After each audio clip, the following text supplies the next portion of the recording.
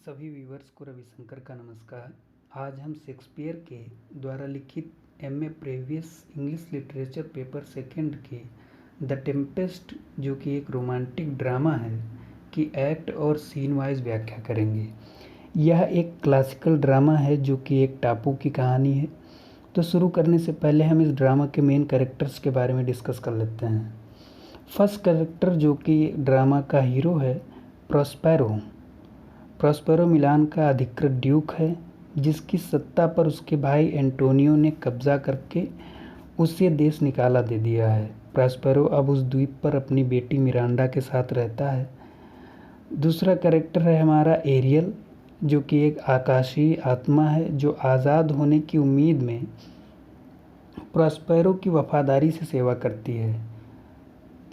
Next character है हमारा Miranda Prospero की पुत्री है तथा उसी के साथ रहती है। कैलिबान जो एक प्रॉस्पेरो का ही सेवक है, जिसे एक चुड़ैल छोड़कर चली गई है। और जो हमारा नेक्स्ट कैरेक्टर है वह फर्डिनेंड, जो नेपल्स के राजा एलोंजो का पुत्र है, जो मिरांडा से प्रेम करता है। तो शुरू करते हैं एक्ट फर्स्ट सीन फर्स्ट में आप सबका स्वागत है। दृश्य का प्रारंभ एक समुद्री जहाज पर होता है।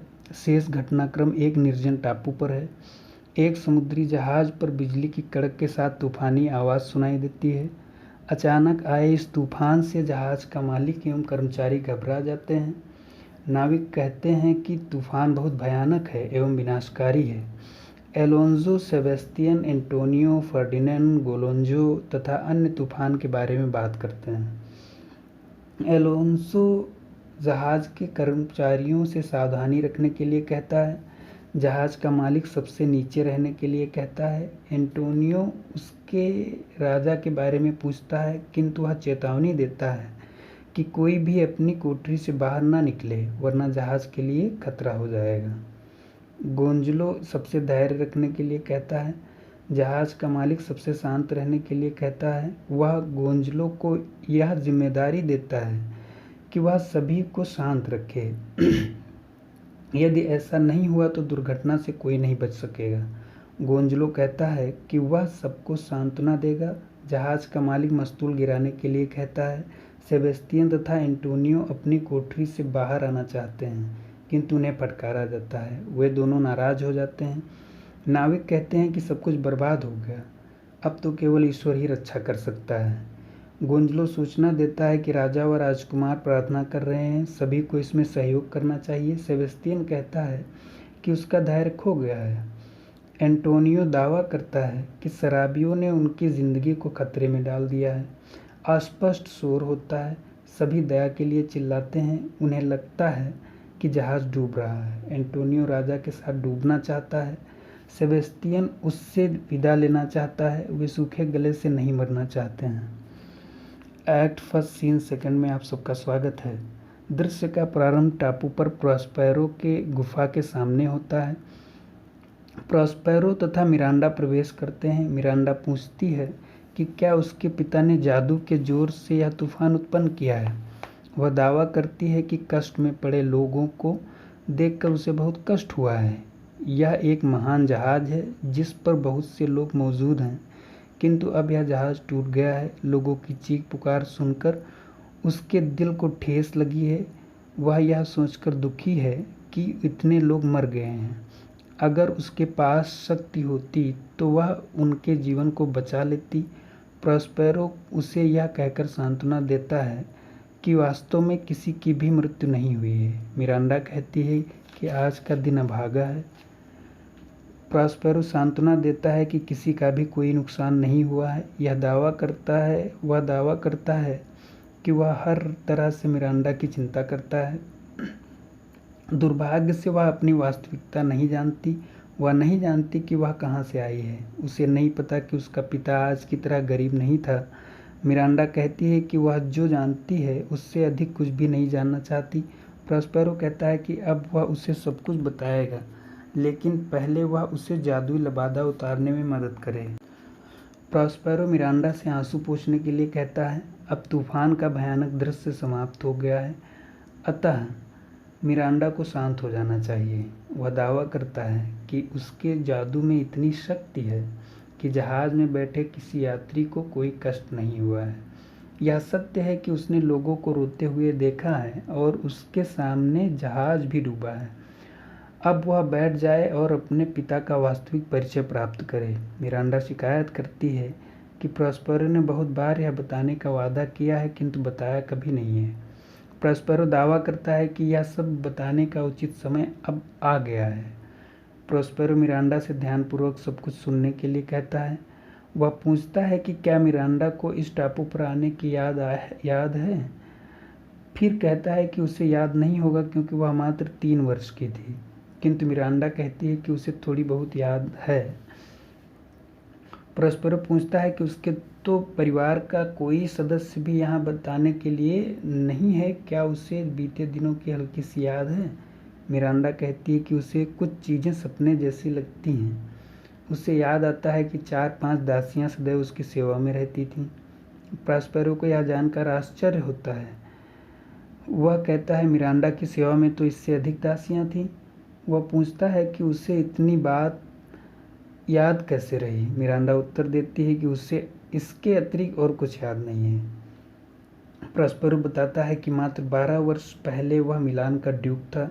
वह बहुत शक्तिशाली था। मिरांडा की माँ बहुत गुणवान थी। मिरांडा पूछती है कि फिर वे लोग वहाँ से किस कारण से आ गए। प्रॉस्पेरो बताता है कि एक संयंत्र के कारण उसे वह स्थान छोड़ना पड़ा। प्रॉस्पेरो बताता है कि मिरांडा का चाचा एंटोनियो बेईमान हो गया। यद्यपि प्रॉस्पेरो उससे बहुत प्रेम करता था और राज्य का संचालन उसके हाथ में दे रखा था। एक प्रकार से वह प्रॉस्पेरो का उत्तराधिकारी था। प्रॉस्पेरो का बहुत सम्मान था क्योंकि उसकी साहित्य एवं कला में अभिरुचि थी, किंतु इस कारण वह राज्य को अधिक समय नहीं दे पाता था और यह सारी जिम्मेदारी एंटोनियो पर थी। धीरे धीरे प्रॉस्पेरो राज्य से दूर होता चला गया और अध्ययन में उसका पूरा समय बीतने लगा।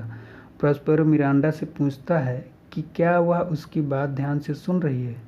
मिरांडा दावा करती है कि वह ध्यान से सुन रही है। प्रॉस्पेरो बताता है कि एंटोनियो ने एक विचित्र स्थिति उत्पन्न कर दी। वे सारे कर्मचारी जो प्रॉस्पेरो के प्रति वफादार थे निकाल दिए गए। एंटोनियो ने अपने स्वार्थ के लिए अपने लोगों को सब जगह नियुक्त कर दिया और इस प्रकार वह राज्य का वास्तविक राजा बन गया और प्रॉस्पेरो महत्वहीन हो गया। प्रॉस्पेरो मिरांडा से इस बात पर ध्यान देने के लिए कहता है कि सांसारिक कार्यकलापों से दूर रहकर वह पूरी तरह बौद्धिक क्रियाओं में खो गया था। यह देखकर एंटोनियो के मन का शैतान जाग गया। वह बेईमान हो गया। उसने राजसत्ता अपने हाथ में ले ली और राजकोष का भी मनमाने ढंग से प्रयोग करने लगा। वह अपने आप को पूरी तरह राजा ही समझने लगा था, किंतु उसकी इच्छा अनंत थी और वह अभी भी असंतुष्ट था। मिरांडा कहती है कि उसकी कहानी तो किसी बहरे को भी सुनने के लिए मजबूर कर सकती है। प्रॉस्पेरो बताता है कि मिलान का अधिकृत ड्यूक बनने के लिए एंटोनियो ने नेपल्स के राजा के साथ एक संयंत्र किया और उसकी अधीनता स्वीकार कर ली। इस प्रकार संयंत्र मिलान नेपल्स का गुलाम हो गया। मिरांडा को यह सुनकर बहुत दुख हुआ। प्रॉस्पेरो ने पूछा कि क्या एक भाई को ऐसा व्यवहार करना चाहिए। मिरांडा टिप्पणी करती है कि यदि वह अपनी दादी के विषय में कुछ बुरा सोचेगी तो पाप होगा, किंतु कभी कभी अच्छी माताएं दुष्ट संतानों को जन्म देती हैं। प्रॉस्पेरो बताता है कि नेपल्स का दुष्ट राजा सदैव मिलान के विरुद्ध कुचक करता था। एंटोनियो की सहायता से उसने एक दुष्ट सेना तैयार की जिसने आधी रात को मिलान पर हमला किया। एंटोनियो ने नगर का फाटक खोल दिया और आधी रात को रोती हुई मिरांडा के साथ प्रॉस्पेरो को निकाल दिया गया। यह दुखद घटना सुनकर मिरांडा का मन भर जाता है। प्रॉस्पेरो मिरांडा से कहता है कि बस थोड़ी सी कहानी वह और सुन ले तो उसे वर्तमान तक की स्थिति का पता हो जाएगा, अन्यथा यह कहानी अर्थहीन हो जाएगी। मिरांडा पूछती है कि एंटोनियो ने उन दोनों की हत्या क्यों नहीं कर दी थी। यह प्रश्न पूछने के लिए प्रॉस्पेरो मिरांडा की बुद्धिमानी की तारीफ करता है और बताता है कि एंटोनियो बिना किसी रक्तपात के सत्ता प्राप्त करना चाहता था।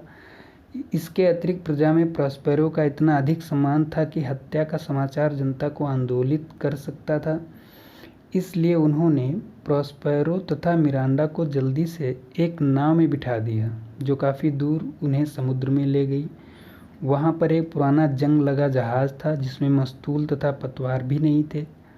उन्हें उस जहाज़ पर छोड़कर वे लोग वापस हो गए। मिरांडा पूछती है कि उस अवस्था में तो उसने अपने पिता को बहुत दुख दिया होगा। प्रॉस्पेरो कहता है कि मिरांडा ने एक देवदूत की तरह उसमें जीने की इच्छा उत्पन्न की। उसकी एक मुस्कान देखकर वह साहस प्राप्त करता था। जब कभी वह कमजोरी महसूस करता था तो मिरांडा उसे प्रेरित करती थी कि जो भी कष्ट हैं उनका वह धैर्यपूर्वक मुकाबला करे। मिरांडा पूछती है कि फिर वे इस टापू तक किस प्रकार आए। प्रॉस्पेरो विश्वास करता है कि यह तो एक चमत्कार था। उनके पास कुछ भोजन तथा पीने का पानी था जो कि उन्हें एक श्रेष्ठ व्यक्ति गोंजलो ने उपलब्ध कराया था। वह इस संपूर्ण योजना का संचालक नियुक्त किया गया था। दया दिखाते हुए उसने भोजन व पानी के साथ कुछ अन्य वस्तुएं भी उनके साथ रख दी थीं। यही नहीं, उसने प्रॉस्पेरो की जादू की पुस्तकें भी रख दी थीं जिन्हें वह अपने राज्य से अधिक प्रेम करता था। मिरांडा उसे श्रेष्ठ व्यक्ति गोंजलो से मिलना चाहती है। प्रॉस्पेरो अब उठता है और अपना जादुई लबादा पहन लेता है। वह मिरांडा से इस दुखद कहानी का अंत सुनने के लिए कहता है। जब वे लोग इस टापू पर आ गए तो वह मिरांडा का अध्यापक बन गया और किसी भी राजकुमारी को वह शिक्षा प्राप्त नहीं होती जो प्रॉस्पेरो ने मिरांडा को दी, क्योंकि उन राजकुमारियों के लिए अधिक अध्यापक बुलाए जा सकते हैं किंतु इतना अधिक वफादार अध्यापक नियुक्त नहीं किया जा सकता। मिरांडा इसके लिए अपने पिता को धन्यवाद देती है। अब वह इस तूफान उत्पन्न करने के कारण को जानना चाहती है। प्रॉस्पेरो बताता है कि संयोगवश उसके सारे दुश्मन अब इस टापू पर आ गए हैं। अपने पूर्व ज्ञान से वह जानता है कि इस समय नक्षत्र उसके पक्ष में है, अतः इस समय उसकी सफलता निश्चित है। अब मिरांडा को और अधिक प्रश्न नहीं पूछने चाहिए। मिरांडा सोना चाहती है। प्रॉस्पेरो जानता है कि वह इसके अतिरिक्त और कुछ नहीं कर सकती। मिरांडा सो जाती है। प्रॉस्पेरो एरियल को बुलाता है। अब वह तैयार है और एरियल प्रवेश करता है। एरियल अपने स्वामी का अभिवादन करता है। वह प्रॉस्पेरो की आज्ञा का पालन करने के लिए वहां उपस्थित है। वह उड़ने, तैरने, आग में गोता लगाने और बादलों पर सवारी करने के लिए तैयार है। अपनी सभी क्षमताओं के साथ वह प्रॉस्पेरो के सभी आदेशों का पालन करता है। प्रॉस्पेरो पूछता है कि क्या एरियल ने तूफान का कार्य अच्छी तरह कर लिया। एरियल आश्वासन देता है कि एक कार्य पूर्णतया संपन्न हो गया है। प्रॉस्पेरो एरियल का स्वागत करता है। एरियल बताता है कि जहाज के यात्री भ्रमित होकर पागलों के समान लग रहे थे। नाविकों को छोड़कर शेष सभी लोग समुद्र में कूद पड़े क्योंकि जहाज जलता प्रतीत हो रहा था। राजकुमार फर्डिनेंड कूदने वालों में प्रथम था। वह चिल्ला रहा था कि नरक के सारे दानव यहाँ आ गए हैं। प्रॉस्पेरो पूछता है कि क्या जहाज की दुर्घटना समुद्र तट पर हुई थी। एरियल इस बात की पुष्टि करता है और बताता है कि सभी लोग सुरक्षित हैं। उनके कपड़े पहले से अधिक साफ लग रहे हैं। जैसा प्रॉस्पेरो ने आदेश दिया था, उसने सभी को छोटे छोटे समूहों में टापू के विभिन्न स्थानों में पहुंचा दिया है। टापू के पुराने वाले हिस्से में राजकुमार अपने आप आहें भरता हुआ पहुंच गया है और अकेला बैठा हुआ है। प्रॉस्पेरो राजा के जहाज व अन्य के बारे में पूछता है। एरियल बताता है कि राजा का जहाज सुरक्षित है और एक सुरक्षित कोने में खड़ा है और नाविक सो रहे हैं। अन्य जहाज जो इधर उधर भटक गए थे अब एक जगह आ गए हैं। वे भूमध्य सागर में नेपल्स की ओर जाने वाली दिशा में खड़े हैं। वे इस भ्रम में हैं कि इस तूफान में राजा डूब गया है। प्रॉस्पेरो कहता है कि एरियल ने अपना कार्य पूर्ण दक्षता से किया है किंतु उसके करने के लिए कुछ अन्य कार्य भी हैं। अभी दोपहर के 2 बजे हैं। शाम के 6 बजे तक बहुत कार्य करना है। एरियल अपनी आज़ादी के विषय में पूछता है। प्रॉस्पेरो कहता है कि समय से पहले आज़ादी नहीं मिलेगी। वह एरियल से पूछता है कि क्या उसे वे कष्ट याद नहीं हैं जो साइकोरेक्स चुड़ैल ने उसे दिए थे। गुस्से से वह चुड़ैल दोहरी हो गई थी। एरियल कहता है कि वह कुछ भी नहीं भूला है। वह चुड़ैल अर्जियर में पैदा हुई थी। प्रॉस्पेरो बताता है कि यह नीली आंखों वाली चुड़ैल इस टापू पर एक बच्चे के साथ आई थी। नाविक उसे यहाँ छोड़ गए थे। एरियल ने उसे स्वयं बताया कि वह साइकोरेक्स का सेवक था, किंतु एक कोमल आकाशीय आत्मा होने के कारण वह धरती के भारी भारी कार्य नहीं कर पाता था। इससे साइकोरेक्स को गुस्सा आ गया और उसने एरियल को बंदी बना लिया।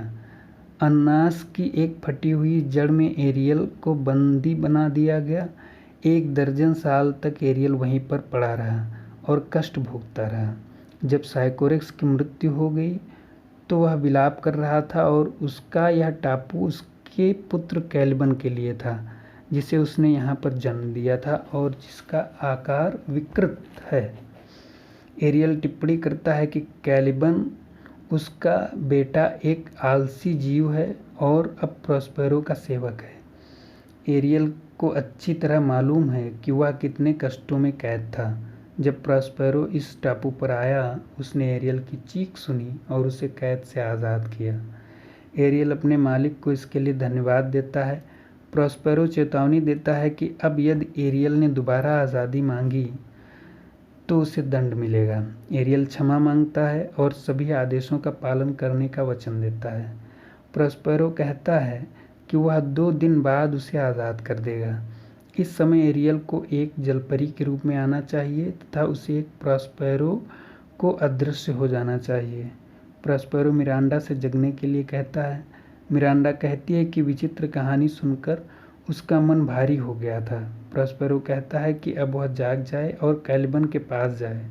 कैलिबन कभी भी सभ्य भाषा में उत्तर नहीं देता है।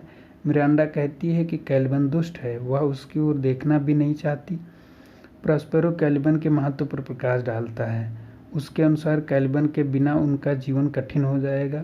वह उनके लिए अनेक भारी कार्य करता है, जैसे कि जंगल से लकड़ी लाना। वह कैलिबन को आवाज़ लगाता है। कैलिबन कहता है कि लकड़ी बहुत इकट्ठी है।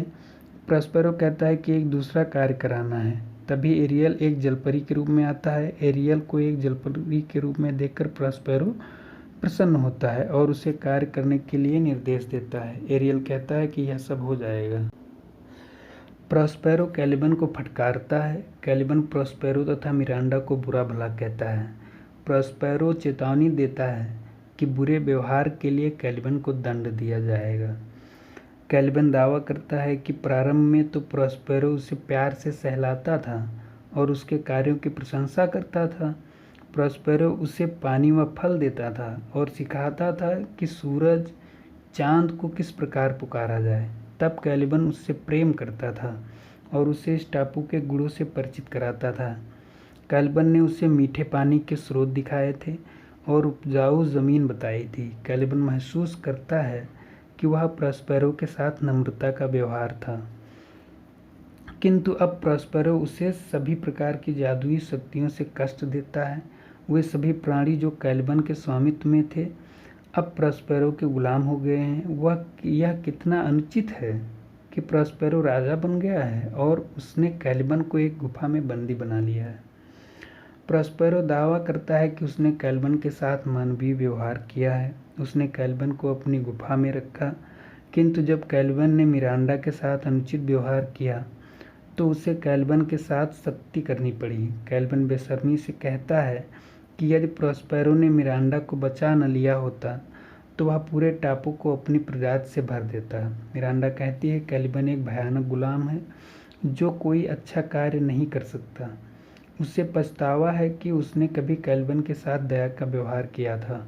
उसने कैलिबन को बोलना सिखाया और अनेक प्रकार से शिक्षित करने का प्रयास किया, अन्यथा कैलिबन पूर्णतया जंगली था और उसे कोई ज्ञान न था। मिरांडा के अनुसार कैलिबन को गुफा में कैद करना एक उचित व्यवहार है। कैलिबन दावा करता है कि मिरांडा ने उसे बोलना सिखाया और इसका अब यह लाभ है कि वह मिरांडा तथा प्रॉस्पेरो को गाली दे सकता है। प्रॉस्पेरो कैलिबन को फटकारता है और लकड़ियां लाने के लिए कहता है।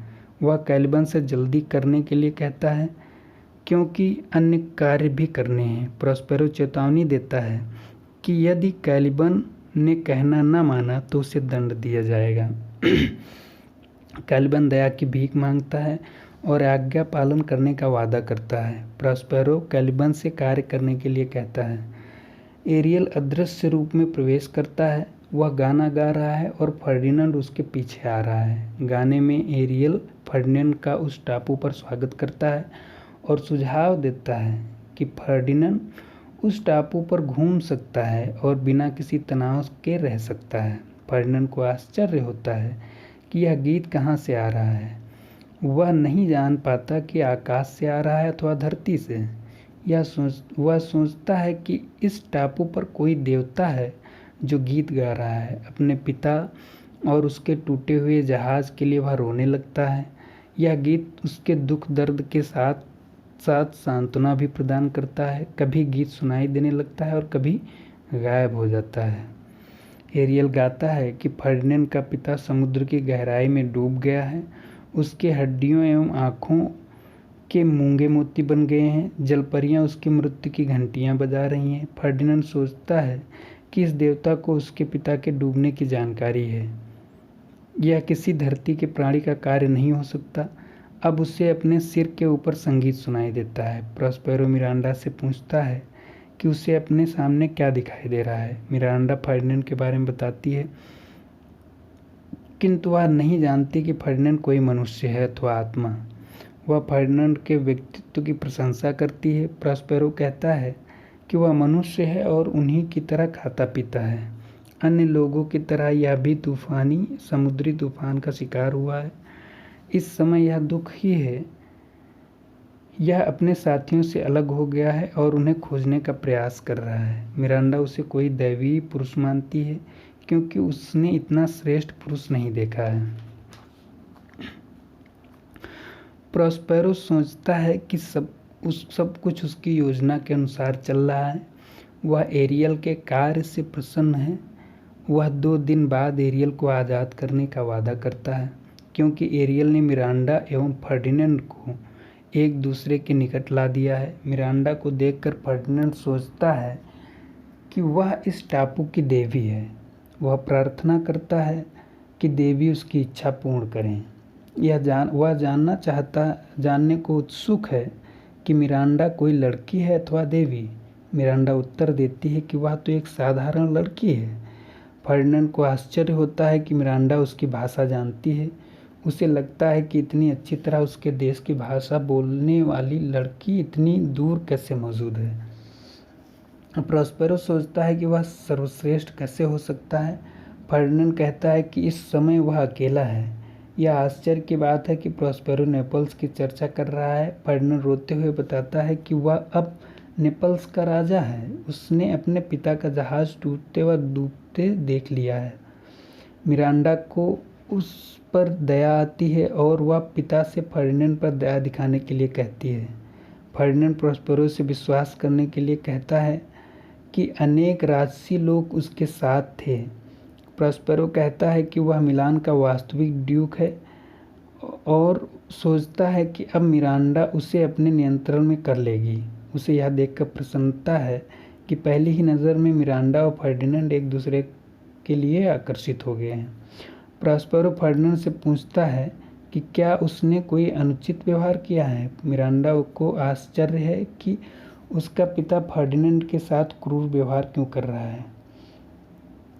वह दया की शक्तियों से प्रार्थना करती है कि वे उसके पिता के हृदय को कोमल बना दें। फर्डिनेंड मिरांडा के सामने विवाह का प्रस्ताव रखता है यदि किसी अन्य के साथ उसका प्रेम संबंध ना हो। फर्डिनेंड उसे नेपल्स की रानी बनाना चाहता है। प्रॉस्पेरो उनके बढ़ते प्रेम को देखकर प्रसन्न है, लेकिन वह वहाँ पर कुछ बाधा उत्पन्न करना चाहता है क्योंकि आसानी से मिलने वाली वस्तु अपना महत्व खो देती है। इस उद्देश्य से वह फर्डिनेंड को आदेश देता है कि वह उसकी सेवा करे। वह फर्डिनेंड पर आरोप लगाता है कि वह इस टापू पर जासूसी करने के लिए आया है और धोखे से इस पर अधिकार करना चाहता है। फर्डिनेंड कहता है कि उसका ऐसा कोई इरादा नहीं है। मिरांडा कहती है कि इतने सुंदर पुरुष के मन में बुरा विचार नहीं आ सकता और यदि यह व्यक्ति दुष्ट है तो अच्छाई को अपने लिए दूसरा घर ढूंढना पड़ेगा। प्रॉस्पेरो फर्डिनेंड को पीछे पीछे आने का संकेत करता है। वह मिरांडा को चेतावनी देता है कि वह इस विश्वासघाती से बातें न करे। वह धमकी देता है कि वह फर्डिनेंड की गर्दन और पैर बांध देगा और अच्छे खाने पीने से वंचित कर देगा। फर्डिनेंड प्रॉस्पेरो के अधिकार को चुनौती देता है और कहता है कि वह तब तक उसका कहना नहीं मानेगा जब तक कि यह सिद्ध न हो जाए कि प्रॉस्पेरो फर्डिनेंड से अधिक ताकतवर है। फर्डिनेंड अपनी तलवार निकालता है किंतु प्रॉस्पेरो के जादू के कारण वह हिल भी नहीं पाती। मिरांडा अपने पिता से निवेदन करती है कि वह एक सज्जन व्यक्ति की इतनी कठोर परीक्षा न ले। फर्डिनेंड भयभीत नहीं है। प्रॉस्पेरो उससे तलवार म्यान में रखने के लिए कहता है। वह फर्डिनेंड को एक धोखेबाज कहता है जिसकी आत्मा कलुषित है, इसलिए उसने तलवार निकाल तो ली लेकिन उससे प्रहार नहीं कर पाया। प्रॉस्पेरो दावा करता है कि वह अपने जादू से फर्डिनेंड की तलवार जमीन पर गिरा सकता है। मिरांडा निवेदन करती है कि प्रॉस्पेरो फर्डिनेंड की इतनी कठोर परीक्षा न ले। वह फर्डिनेंड के लिए आश्वासन देने को तैयार है कि वह धोखा नहीं देगा। प्रॉस्पेरो मिरांडा से चुप रहने के लिए कहता है और एक विश्वासघाती की वकालत करने पर फटकारता है।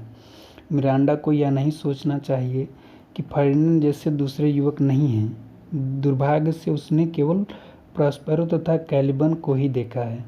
वह इतनी मूर्ख है कि यह नहीं जानती कि अधिकतर लोगों के लिए फर्डिनेंड कैलिबन के समान है तथा वे लोग फर्डिनेंड के लिए देवदूत से कम नहीं हैं। मिरांडा दावा करती है कि उसका प्रेम सच्चा है और वह फर्डिनेंड से अच्छा व्यक्ति नहीं चाहती। प्रॉस्पेरो कहता है कि मिरांडा को आज्ञा का पालन करना चाहिए। फर्डिनेंड को बंदी बनने में भी कोई संकोच नहीं है यदि दिन में 1-2 बार उसे मिरांडा देखने को मिले। ऐसी कैद के लिए वह आज़ादी छोड़ने के लिए तैयार है। प्रॉस्पेरो सोचता है कि उसकी योजना सफल हो रही है। वह फर्डिनेंड से आने को कहता है। वह एरियल की प्रशंसा करता है। मिरांडा फर्डिनेंड को सांत्वना देती है कि उसका पिता उतना कठोर नहीं है जितना प्रतीत होता है। प्रॉस्पेरो मिरांडा को आदेश देता है कि वह फर्डिनेंड से बात न करे और फर्डिनेंड को अपने साथ चलने के लिए कहता है। एक्ट सेकंड सीन फर्स्ट में आप सबका स्वागत है। दृश्य का प्रारंभ द्वीप के दूसरे हिस्से में होता है। एलोंजो अन्य लोगों के साथ प्रवेश करता है। गोंजलो सभी से प्रसन्न होने के लिए कहता है क्योंकि बिना किसी विशेष हानि के वे लोग तट पर आ गए हैं। रोजाना दुख के कारण बदलते रहते हैं। कभी किसी नाविक की पत्नी मर जाती है और कभी कोई व्यापारी समुद्र में अपना जीवन खो देता है। वे उन लाखों में से एक हैं जो इतनी भयानक दुर्घटना से सुरक्षित बाहर आ गए हैं। एलोंजो सभी से शांति रखने के लिए कहता है। गोंजलो कुछ और कहना चाहता है किंतु एंटोनियो उससे मना कर देता है। एलोंजो किसी से कुछ नहीं बोलना चाहता। एड्रियन कहता है कि यह टापू निर्जन है किंतु यहाँ का वातावरण सुखद है। एंजेलो दावा करता है कि इस टापू पर जीवन के लिए लाभदायक सभी कुछ उपलब्ध है। एंटोनियो कहता है कि यहाँ पर जीवन के साधनों का अभाव है। सेबेस्टियन के अनुसार यहाँ पर उसके मतलब का कुछ भी नहीं है। गोंजलो कहता है कि उसे हरी घास की ओर देखना चाहिए। सेबेस्टियन कहता है कि यह एक आश्चर्य है। गोंजलो ध्यान दिलाता है कि उन सभी के कपड़े अधिक नए और चमकदार दिखाई दे रहे हैं। गोंजलो कहता है कि ये कपड़े उतने ही नए लग रहे हैं जितने कि तब थे जब उन्होंने अफ्रीका में उस समय पहने थे जब राजकुमारी क्लैरिबेल का विवाह ट्यूनिस के राजा से हो रहा था। सेबेस्टियन को याद है कि विवाह अत्यंत ही शानदार था किंतु वहाँ से लौटते पर उन्हें भयंकर तूफान ने घेर लिया। एड्रियन का दावा है कि ट्यूनिस के किसी राजा को इससे अधिक सुंदर रानी नहीं मिली होगी।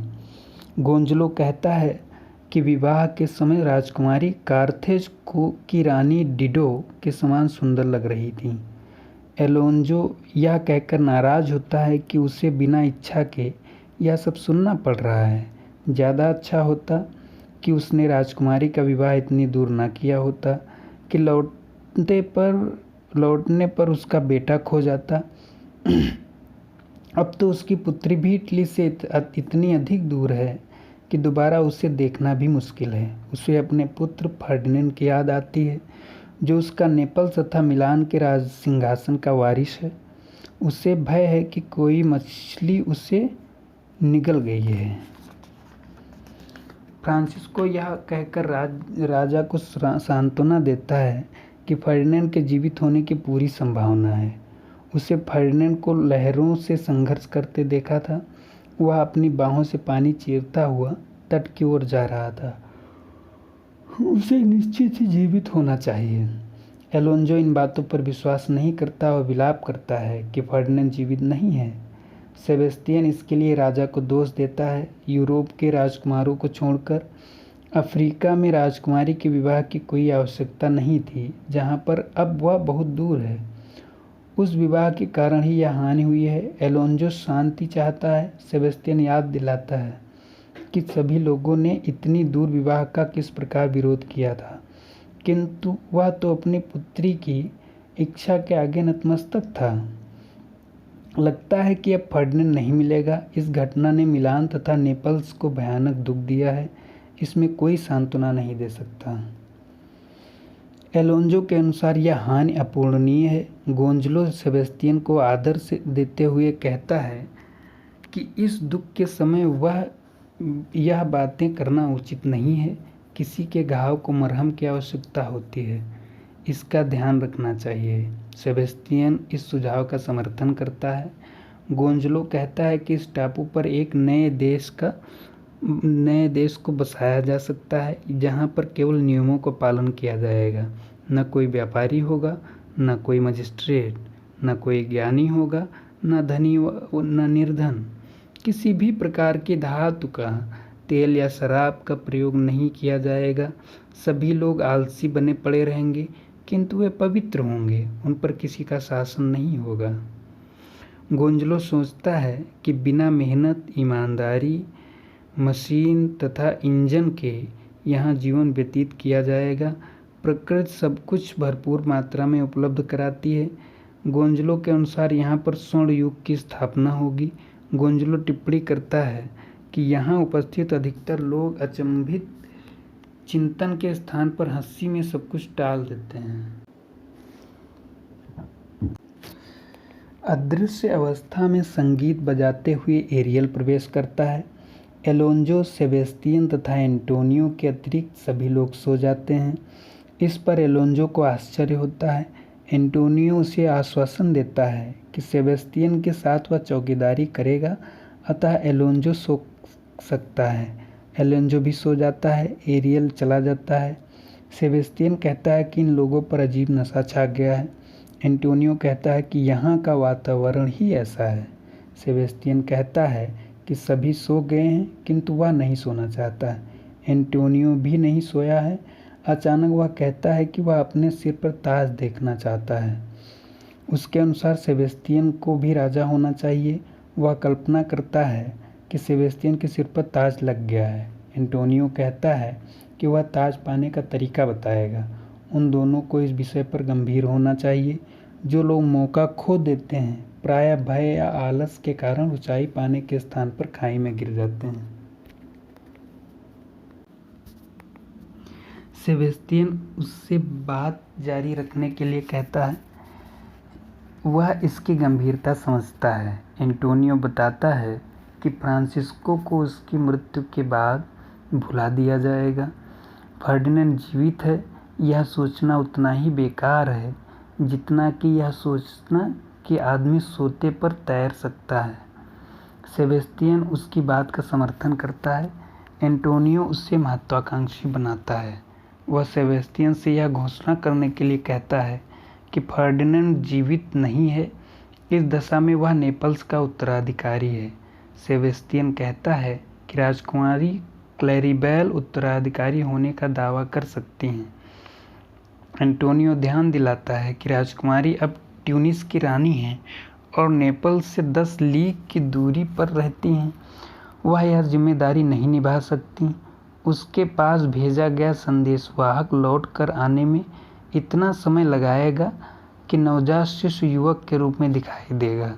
यदि वह आने का प्रयास करेगी तो समुद्र उसे खा जाएगा। सभी का भाग्य इतना अच्छा नहीं होता कि वे जीवित बच जाएं। यह सुनकर सेबेस्तियन चौकन्ना हो जाता है। वह स्वीकार करता है कि राजकुमारी उत्तराधिकारी नहीं हो सकती। एंटोनियो टिप्पणी करता है कि यदि एलोन्जो सो जाए तो नेपल्स पर कोई भी शासन कर सकता है। सेबेस्टियन को आगे बढ़ने के लिए सोचना चाहिए। वह पूछता है कि उसकी बातें समझ में आ रही हैं। सेबेस्टियन कहता है कि अंतरात्मा कचोटती है। एंटोनियो दावा करता है कि वह अंतरात्मा में विश्वास नहीं करता। अगर यह चुभती है तो पैर में चुभ सकती है, सीने में नहीं। उसका दावा है कि एक नहीं 20 अंतरात्मा भी उसके और नेपल्स के ताज के बीच में नहीं आ सकती। सोता हुआ एलोन्जो मरे हुए के समान है। तलवार निकाल कर एक वार किया जाए तो सारा कर्जा एक बार में चुक जाएगा और वह राजा बन जाएगा। एंटोनियो कहता है कि वे दोनों एक साथ तलवार निकाल लें। एंटोनियो गोंजलो पर तथा सेबेस्टियन एलोन्जो पर वार करेगा। सेबेस्टियन पहले कुछ चर्चा करना चाहता है कि तभी अदृश्य रूप में एरियल प्रवेश करता है। एरियल को आश्चर्य है कि प्रॉस्पेरो ने अपने जादू की ताकत से इस खतरे का अनुमान कर लिया था। वह एलोन्जो तथा गोंजलो की रक्षा करने के लिए एरियल को भेज दिया। एरियल गोंजलो को कान में गाकर जगा देता है। गोंजलो उठकर राजा की रक्षा के लिए प्रार्थना करता है। एलोन्जो भी उठकर बैठ जाता है और एंटोनियो तथा सेबेस्टियन से पूछता है कि उनके हाथों में तलवारें क्यों हैं। सेबेस्टियन कहता है कि उन्होंने अभी जंगली जानवरों की आवाज़ें सुनी थी, इसलिए रक्षा के लिए तलवारें निकाल ली हैं। एलोन्जो कहता है कि उसे तो कोई आवाज़ सुनाई नहीं दी। एंटोनियो कहता है कि इस आवाज़ से भूकंप आ सकता था। लगता है कि शेरों का कोई झुंड दहाड़ रहा था। गोंजलो कहता है कि उसे तो किसी के गीत के गुनगुनाने की आवाज़ सुनाई दी थी। एंजलो गोंजलो से कहता है कि वह उसके साथ चले और वे फर्डिनेंड को खोज करें, कहीं वह जंगली जानवरों का शिकार न हो जाए। एरियल यह सोचकर प्रसन्न होता है कि वह अपनी सफलता के विषय में प्रॉस्पेरो को बताएगा। वह सोचता है कि राजा अपने पुत्र की तलाश में सुरक्षित है। एक्ट सेकंड सीन सेकंड में आप सबका स्वागत है। टापू के दूसरे हिस्से में लकड़ियों का गट्ठर लिए कैलिबन प्रवेश करता है। तभी बिजली कड़कने की आवाज़ आती है। कैलिबन कोसता है कि जितनी भी बुरी हवाएं होती हैं प्रॉस्पेरो पर गिर जाएं और उसका सारा शरीर बीमारियों से भर जाए। तभी कैलिबन को लगता है कि प्रॉस्पेरो की वफादार आत्माएं उसके विचारों को प्रॉस्पेरो तक पहुंचा देंगी और उसे भारी दंड प्राप्त होगा। ये आत्माएं उसे अनेक प्रकार के कष्ट दे सकती हैं। कई बार ये बंदर का रूप धारण करके आती हैं और उस पर झपटती हैं। कभी कभी सिंह की तरह उसके पैरों को छेद देती हैं। कई बार तो सांपों का रूप धारण करके उन्होंने कैलिबन की तरफ फुफकारा भी है। ट्रिंक्लो प्रवेश करता है। उसे देखकर कैलिबन डर जाता है कि शायद प्रॉस्पेरो ने किसी आत्मा को उसको परेशान करने के लिए भेजा है। ट्रिंक्लो से बचने के लिए वह ज़मीन पर लेट जाता है। ट्रिंक्लो सोचता है कि पुनः तूफान आने वाला है और यहाँ बचाव के लिए कोई झाड़ी भी नहीं है। उसकी समझ में नहीं आता कि वह अपना सिर कहाँ छिपाए। कैलिबन को देखकर ट्रिंक्लो आश्चर्यचकित होता है और यह तय नहीं कर पाता कि यह मनुष्य है अथवा मछली, जीवित है अथवा मृत। इसमें से मछली की सी गंध आ रही है, अतः यह मछली है, लेकिन साधारण नहीं है। अगर वह इस विचित्र मछली को इंग्लैंड ले जा पाता तो इसे रंगवा कर बहुत पैसे पैदा कर लेता। मनोरंजन के भूखे लोग इसे देखने के लिए चांदी के सिक्के देने के लिए तैयार हो जाते और यह मछली उसे सौभाग्यशाली बना देती। कोई भी विचित्र प्राणी उस देश में एक आदमी की किस्मत बना सकता है। जो लोग एक लंगड़े भिखारी को एक फूटी कौड़ी भी नहीं देना चाहते, एक मरे हुए विचित्र जीव को देखने के लिए कितना ही धन दे देते हैं। ट्रिंक्लो पुनः सोचता है कि कैलिबन के पैर मनुष्यों जैसे हैं और उसके पंख मनुष्यों जैसे हैं। शरीर में गर्मी है, इसका अर्थ है कि यह मछली नहीं है, इस टापू का आदिवासी है। यह बिजली की चमक से डर गया है। ट्रिंकलो को लगता है कि तूफान दोबारा आ गया है। बचने के लिए इस आदिवासी के लबादे में छिपा जा सकता है। तूफान समाप्त होने पर वह बाहर निकल आएगा। तभी गाते हुए स्टीफनो प्रवेश करता है। शराब की बोतल उसके हाथ में है। वह गाता है कि वह तट पर मर जाएगा किंतु समुद्र में नहीं जाएगा। इस प्रकार के गीत अंतिम संस्कार के समय गाए जाते हैं। वह शराब पीता है और राहत महसूस करता है। कैलिबन निवेदन करता है कि उसे कष्ट न दिया जाए। स्टीफनो को समझ में कुछ भी नहीं आता। वह सोचता है कि कोई दैत्य यहाँ पर छिपा हुआ है। वह पूछता है कि क्या दैत्य आदिवासियों को धोखा देते हैं। स्टीफनो दावा करता है कि 4 पैर वाले दैत्य से डरने के लिए वह तूफान से जीवित नहीं बचा है। वह जब तक जीवित है डरेगा नहीं।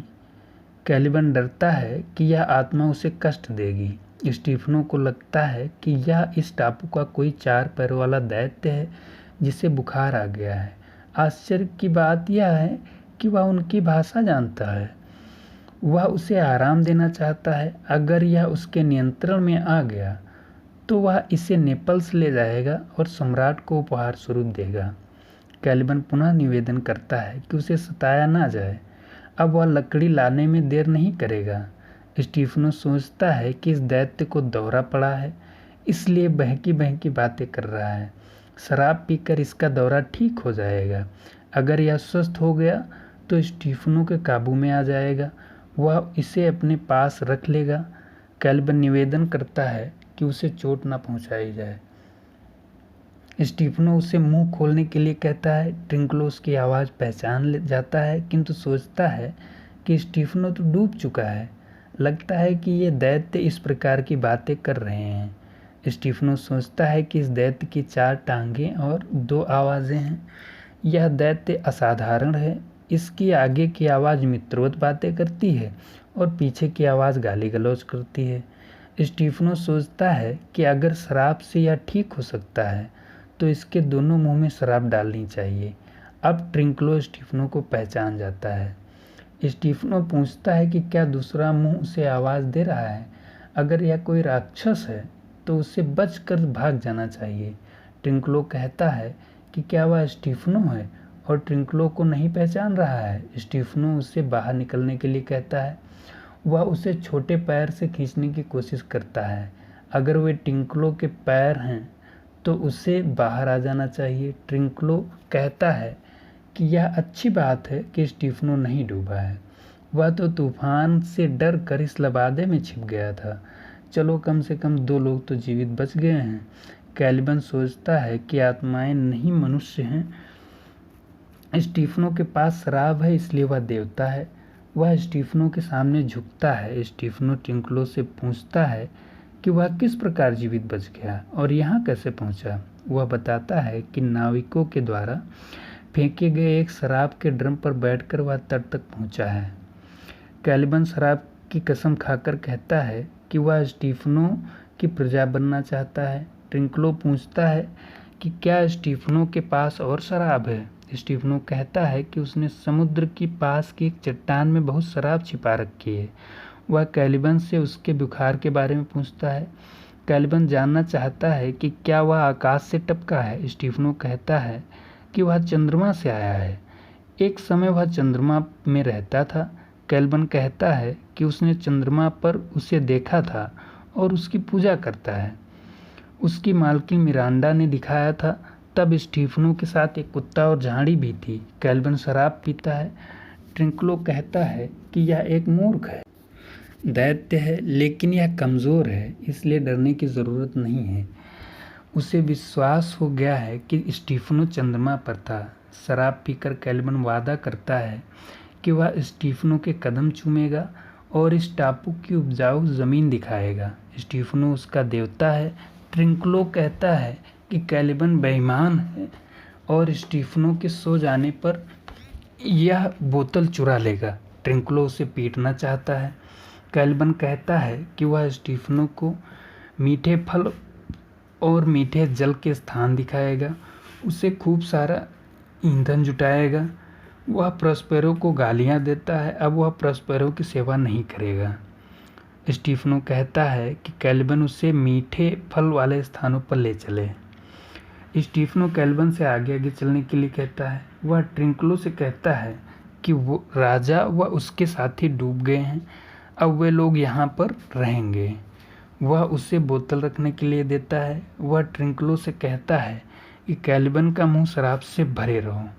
कैल्विन गाता है कि अब वह प्रॉस्पेरो की सेवा नहीं करेगा क्योंकि उसे नया मालिक मिल गया है। स्टीफनो कैल्विन से रास्ता दिखाने के लिए कहता है। एक्ट 3 सीन 1 में आप सबका स्वागत है। फर्डिनेंड प्रॉस्पेरो की गुफा के सामने एक लट्ठा उठाए हुए आता है। फर्डिनेंड सोचता है कि कुछ खेल भी कष्टप्रद होते हैं, किंतु जब वे समाप्त होते हैं तो आनंद आता है। कुछ ऐसे निम्न स्तर के कार्य भी होते हैं जो श्रेष्ठ ऊंचाइयों तक ले जाते हैं।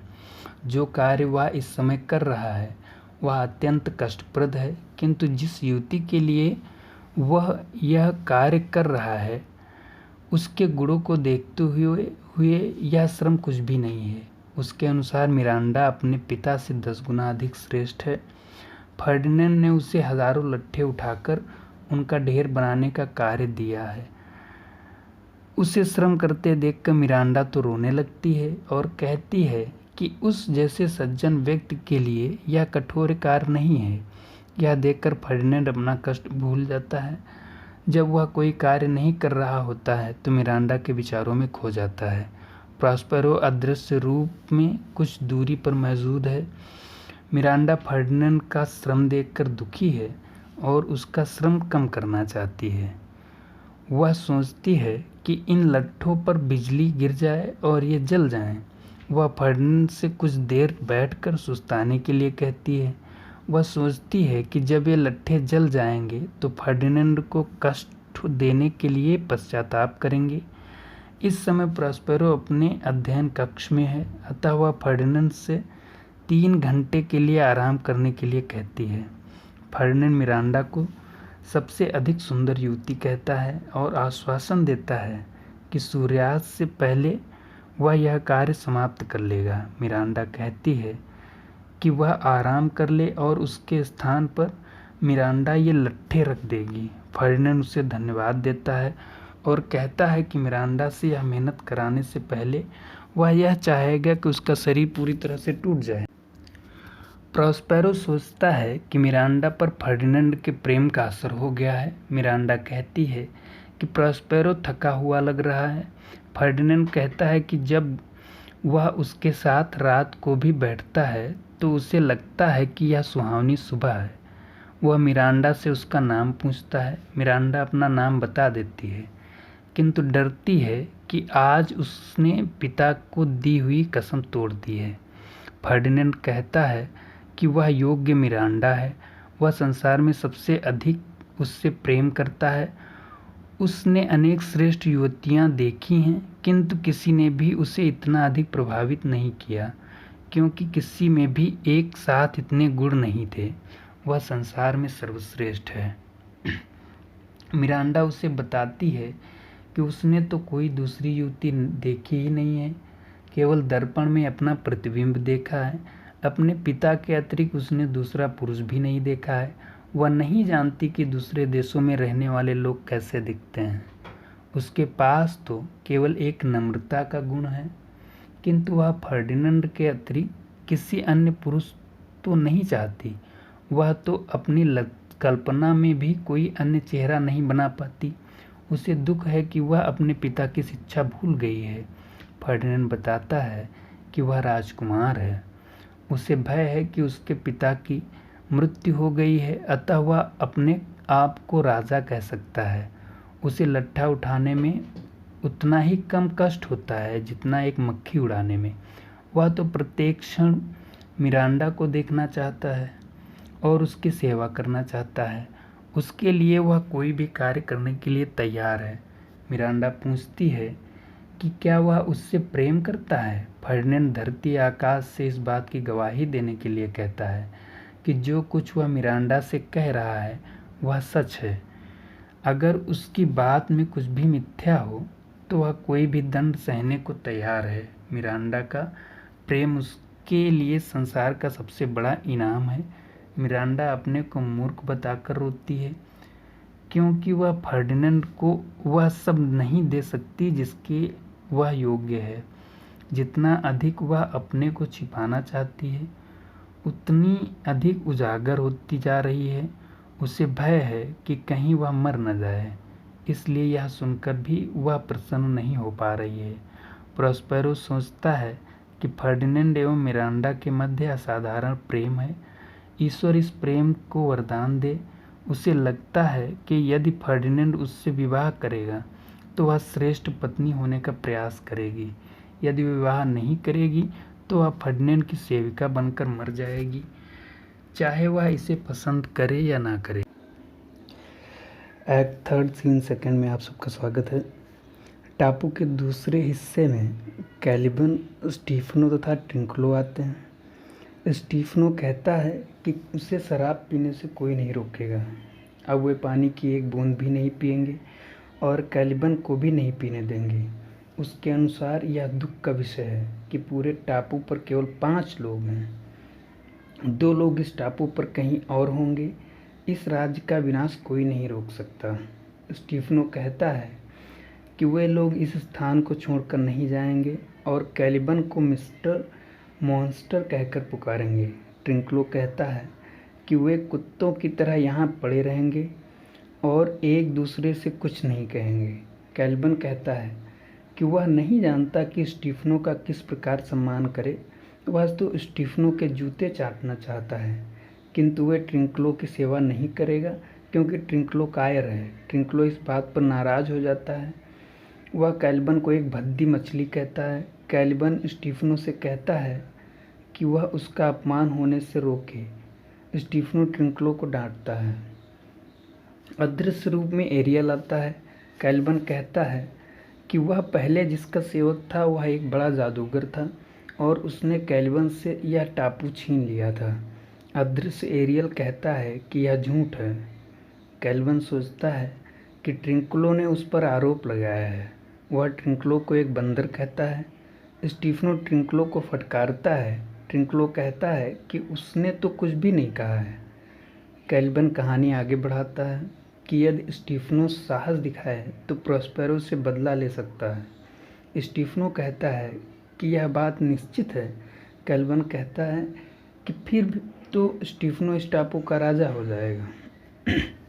स्टीफनो पूछता है कि यह कैसे होगा, क्या कैलिबन उसे प्रोस्पेरो के पास ले जा सकता है।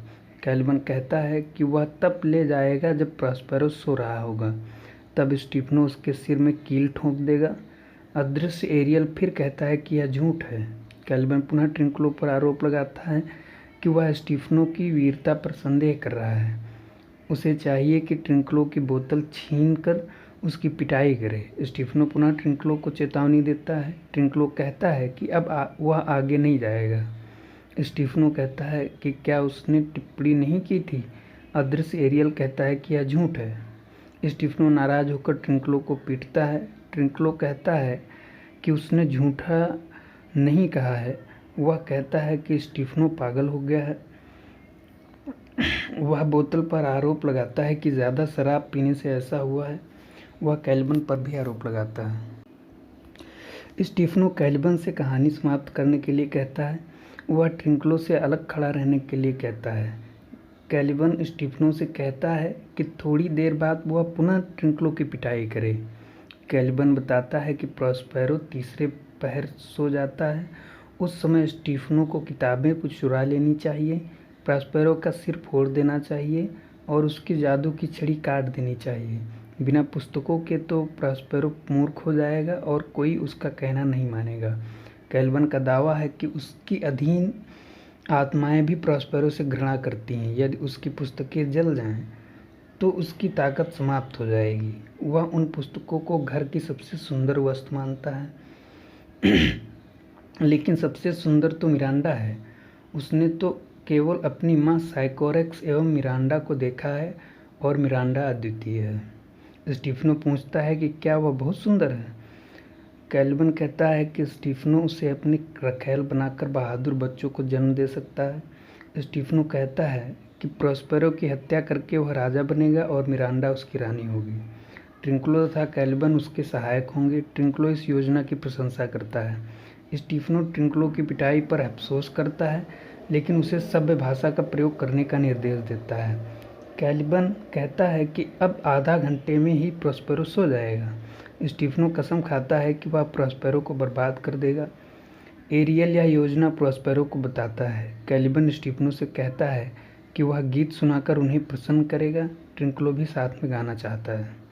एरियल वाद्य यंत्रों के साथ गीत गाता है। इसे सुनकर स्टीफनो चकित हो जाता है और कहता है कि यदि यह कोई आदमी गा रहा है तो उसके सामने आए, और अगर कोई दैत्य है तो जैसी उसकी इच्छा हो वैसा करे। ट्रिंक्लो अदृश्य व्यक्ति से क्षमा मांगता है। स्टीफनो अदृश्य व्यक्ति को ललकारता है और ईश्वर से दया मांगता है।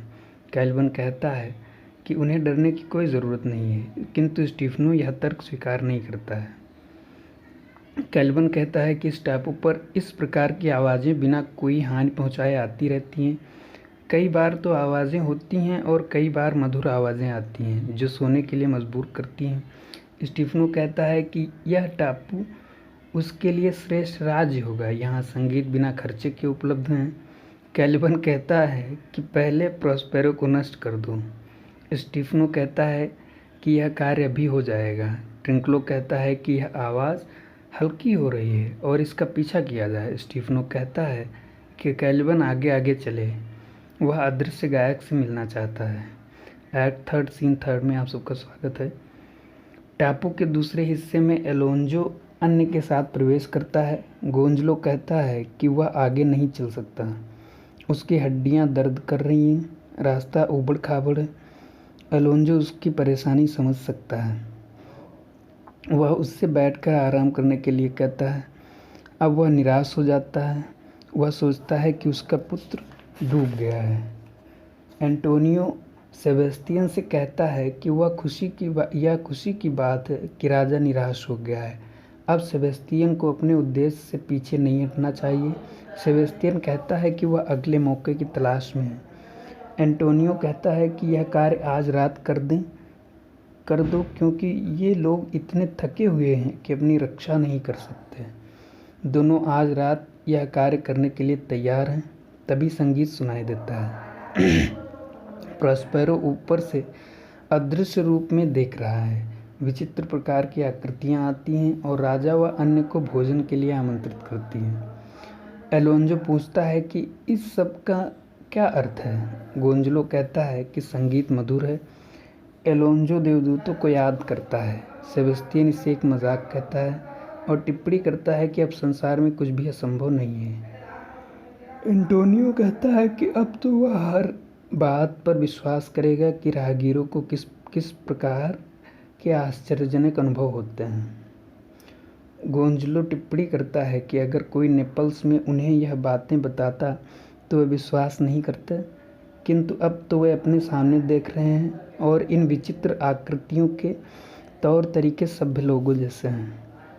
प्रॉस्पेरो कहता है कि यह एक ईमानदार मंत्री है जो सच बोला है, लेकिन यहाँ के बहुत से लोग तो राक्षसों से भी गए बीते हैं। एलोंजो भी गोंजलो की बात की पुष्टि करता है। प्रॉस्पेरो कहता है कि ये लोग जाते समय भी इस सब की तारीफ करेंगे। फ्रांसिस्को आश्चर्य करता है कि ये सब कहाँ गायब हो गए।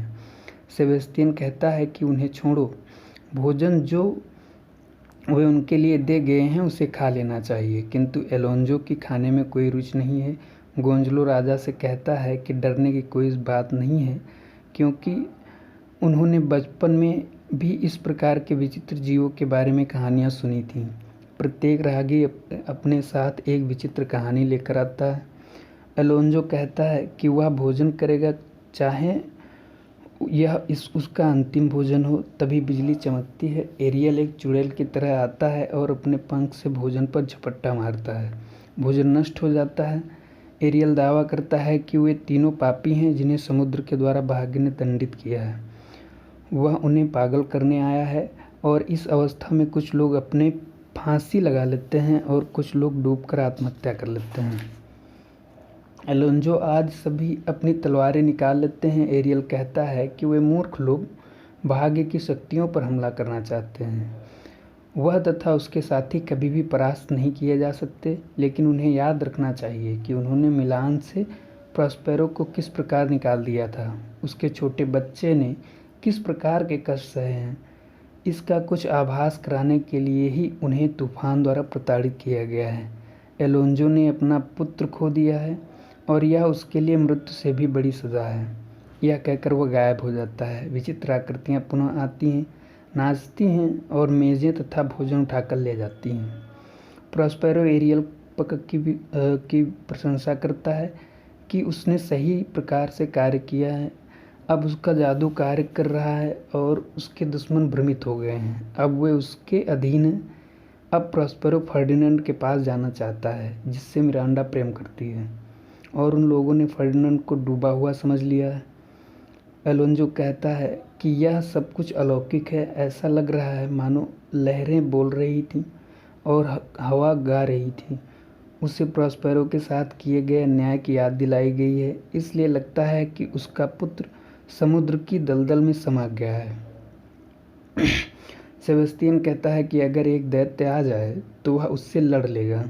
एंटोनियो उसका समर्थन करता है। गोंजलो कहता है कि वे सब निराश हैं क्योंकि वे अपराध भावना से ग्रसित हैं। वह अन्य लोगों से साहस रखने के लिए कहता है और जल्दी जल्दी चलने के लिए कहता है। एड्रियन सब लोगों से उसका अनुसरण करने के लिए कहता है। एक्ट 4 सीन 1 में आप सबका स्वागत है। प्रॉस्पेरो की गुफा के बाहर प्रॉस्पेरो, फर्डिनेंड तथा मिरांडा उपस्थित हैं। प्रॉस्पेरो दावा करता है कि यदि फर्डिनेंड को अधिक श्रम करना पड़ा है तो उसके बदले उसे जो पुरस्कार मिलेगा वह इतना श्रेष्ठ है कि वह अपने सारे कष्ट भूल जाएगा। प्रॉस्पेरो ने अपने जीवन का लगभग 1/3 फर्डिनेंड को सौंप दिया है। दूसरे अर्थ में वह जिसके लिए जीवित था वह अपनी पुत्री मिरांडा को उसे सौंप रहा है। उसने फर्डिनेंड से श्रम इसलिए करवाया था कि वह परीक्षण करना चाहता था कि फर्डिनेंड का प्रेम मिरांडा के लिए सच्चा है या नहीं। फर्डिनेंड अपनी परीक्षा में सफल हुआ है, अतः ईश्वर के नाम पर वह उसे अपनी पुत्री सौंप रहा है। वास्तव में मिरांडा में इतने गुण हैं कि उन्हें बताया भी नहीं जा सकता। प्रॉस्पेरो कहता है कि फर्डिनेंड ने अपने श्रम से यह उपहार जीता है। विवाह की रस्म से पहले उसे बंधन की पवित्रता का ध्यान रखना चाहिए, अन्यथा वह ईश्वर के वरदान से वंचित हो जाएगा। उन्हें विवाह के देवता हैमन का स्मरण करते हुए एक दूसरे से प्रेम करना चाहिए। फर्डिनेंड कहता है कि उसकी आशाएं इस प्रकार फलीभूत हुई हैं कि उसका प्रेम वासना मुक्त है। प्रॉस्पेरो फर्डिनेंड की प्रशंसा करता है और एरियल को बुलाता है। वह एरियल को आश्वासन देता है कि अब शेष कार्य संपन्न होते हैं वह उसे आज़ाद कर देगा। अभी तो वह सभी परियों आदि को बुलाकर लाए जिससे फर्डिनेंड तथा मिरांडा का मनोरंजन किया जा सके, किंतु यह मनोरंजन कार्यक्रम की अनुमति के बिना प्रारंभ न किया जाए। इंद्रधनुष की देवी आयरिस प्रवेश करती हैं। वह देवताओं की संदेशवाहक हैं। आयरिस केरिस का स्वागत करती हैं। केरिस उपजाऊ भूमि एवं अन्न की देवी हैं। उसकी दया से पशुधन विकसित होता है। जूनो अपने रथ से उतरती है। वह महिलाओं की रक्षक है एवं उनको माँ बनने में सहयोग करती है। केरिस उसका स्वागत करती है। तभी कृषि की देवी आयरिस प्रवेश करती हैं। केरिस उसका स्वागत करती है। केरिस कहती है कि उन सबको यहाँ पर फर्डिनेंड तथा मिरांडा को आशीर्वाद देने के लिए बुलाया गया। केरिस चाहती है कि धरती पर उत्पादन वृद्धि हो और लोग सभी प्रकार से संपन्न एवं सुखी हों। जूनो तथा केरिस धीमी आवाज़ में बातें करने लगती हैं। प्रॉस्पेरो सबसे खामोश रहकर इसे सुनने के लिए कहता है। तभी जलपरियां आदि नृत्य करते हुए प्रवेश करती हैं। फर्डिनेंड मिरांडा का ध्यान इस ओर आकर्षित कराता है कि प्रॉस्पेरो कुछ चिंतित दिखाई दे रहा है। वास्तव में प्रॉस्पेरो इस समय कैलिबन के षड्यंत्र के बारे में सोच रहा है। वह सभी परियों आदि को उनके कार्य के लिए धन्यवाद देता है और कहता है कि अब उनकी आवश्यकता नहीं है। फर्डिनेंड मिरांडा से कहता है कि यह सब कुछ आश्चर्यजनक है। मिरांडा कहती है कि उसने भी कभी अपने पिता को इस प्रकार चिंतित नहीं देखा है। प्रॉस्पेरो फर्डिनेंड से कहता है कि चिंतित होने की कोई बात नहीं है, उसे प्रसन्न होना चाहिए। यह तमाशा समाप्त हो गया है।